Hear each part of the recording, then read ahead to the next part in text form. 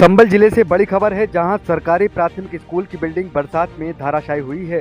School बंद होने के कारण बड़ा हादसा टल गया है। वहीं स्कूल की बिल्डिंग धराशायी होने से अब नौनिहाल खुले आसमान तले पड़ने को मजबूर हैं। बरसात में स्कूल की बिल्डिंग ढहने की घटना पवासा ब्लॉक के गांव कनेटा के सरकारी प्राथमिक स्कूल की है, जहां भारी बरसात के बीच 10 अक्टूबर की रात को स्कूल की बिल्डिंग ढह गई। घटना के समय स्कूल बंद होने की वजह से सभी बच्चे और शिक्षण स्टाफ बच गया। विद्यालय की प्रधानाध्यापक अनुसार स्कूल में 81 बच्चे पंजीकृत हैं।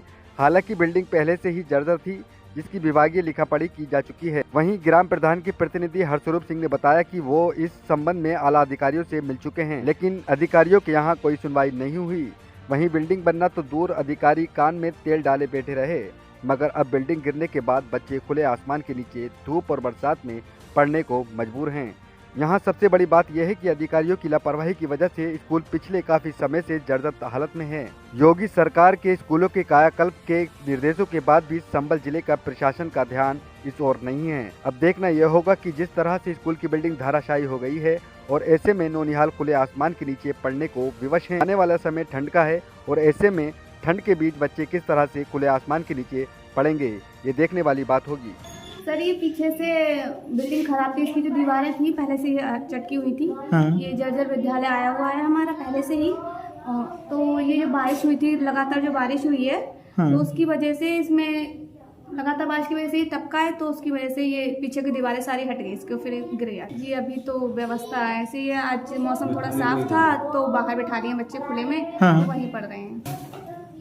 सर, व्यवस्था चल रही है, उनका कहना है कि करेंगे हम व्यवस्था।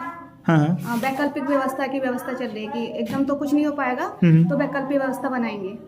अच्छा, इसमें आपके स्कूल में बच्चे कितने हैं टोटल बच्चे? जी 81 बच्चे हैं।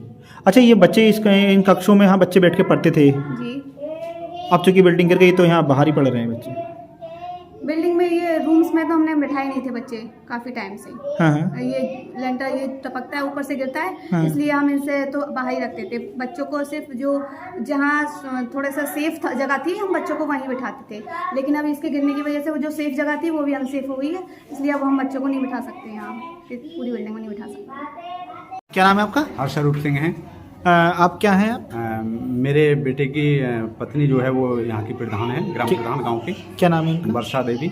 अच्छा, ये जो प्राइमरी विद्यालय आपका, ये पूरा जर्जर बिल्डिंग पूरी ध्वस्त हो गई है जी, किस वजह से हुई है और क्या आप आगे क्या कार्रवाई की गई है आपके द्वारा? ये जो बिल्डिंग है हमारे यहाँ की विद्यालय की, ये पिछले 5 सालों से ही जर्जर स्थिति में थी।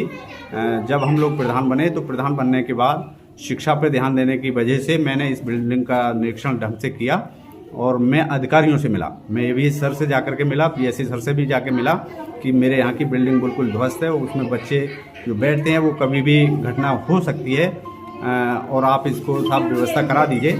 लेकिन मेरे कहने पर भी 2 बार मेरे मिलने पर भी वो लोग विद्यालय में नहीं आए।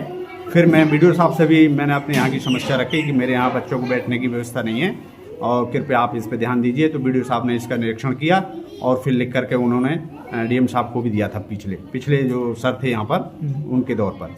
अब उसके बाद हम लोगों ने ये भी सोचा कि भाई विभागीय लोगों से कहा जाए, तो विभागीय लोगों से जो यहाँ की प्रिंसिपल मैडम है, जो अदर स्टाफ है हमारा, इन्होंने भी अपने द्वारा सभी अधिकारियों को सूचित कर दिया है कि यहाँ पर बैठने की व्यवस्था नहीं है, लेकिन फिर भी कोई सुनवाई नहीं हुई। और कुल मिलाकर के जो संदेशा था वही हुआ कि इस विद्यालय का बरसात के आने पर और भी ज़्यादा ध्वस्तीकरण होने के कारण वो दीवारें सब गिर गई।